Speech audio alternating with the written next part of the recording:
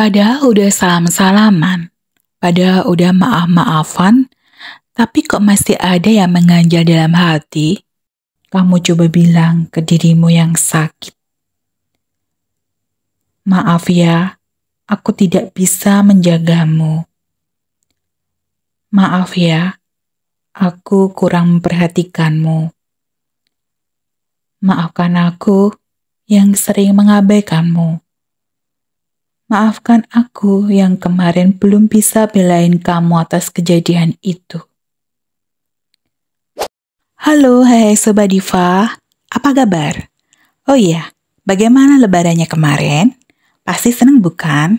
Berkumpul bersama keluarga, menunaikan sholat id bersama, menikmati santapan ketupat opor yang lezat, dan tak lupa dan terpenting adalah acara sungkem, saling bermaaf-maafan.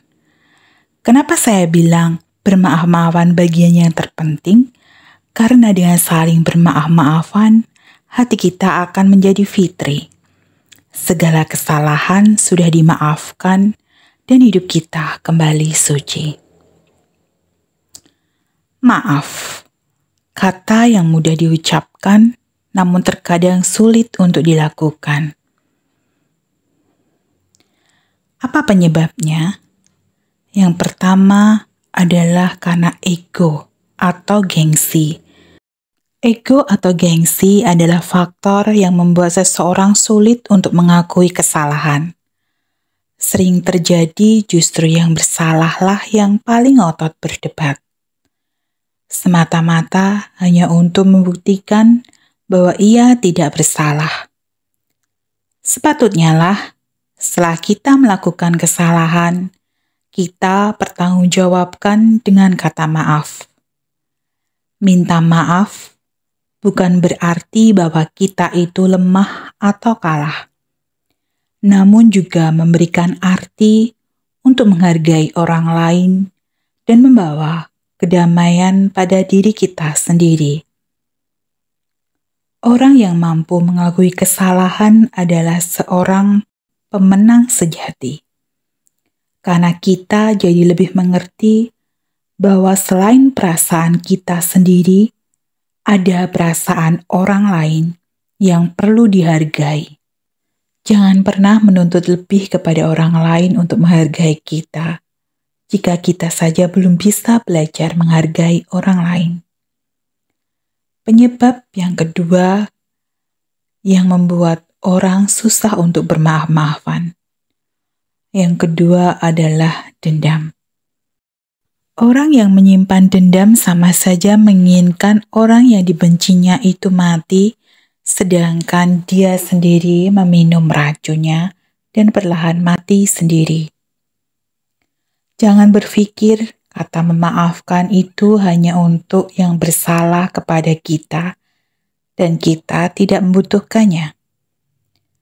Dengan memaafkan kesalahan orang lain, berarti kita sudah mampu menghilangkan racun yang berupa dendam dalam hidup kita. Hidup kita plong, tanpa beban, tak menyimpan racun lagi. Lalu kenapa ada orang yang lebaran kemarin sudah maaf-maafan, tapi kok masih ada yang mengganjal? Rasa sakit itu masih ada. Atau maaf-maafannya hanya di bibir saja? Oke, saya coba jelasin. Kalau kita masih merasakan sakit itu, walaupun udah mampu bertatap muka dengan orang yang kita benci misalnya, itu berarti luka itu sebenarnya masih ada dalam pribadi kita. Dan penyembuh luka atau emosi memang butuh proses dan waktu. Dan kita sendirilah yang bisa menyembuhkan. Salah satu cara untuk menyembuhkan luka batin itu sendiri, hanya kamu yang bisa lakukan. Kamu sendiri yang harus minta maaf pada dirimu. Kamu coba bilang ke dirimu yang sakit. Maaf ya, aku tidak bisa menjagamu. Maaf ya, aku kurang memperhatikanmu. Maafkan aku yang sering mengabaikanmu. Maafkan aku yang kemarin belum bisa belain kamu atas kejadian itu.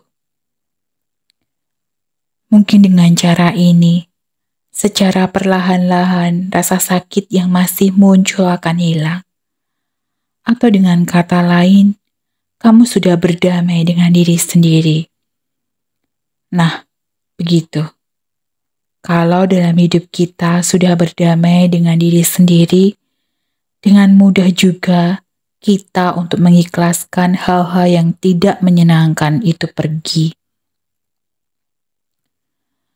Terus kalau seandainya ketemu sama musuh, kita berani berhadapan muka, bahkan untuk bersalam-salaman dan bermaaf-maafan, kita bisa lakukan dengan hati yang legowo.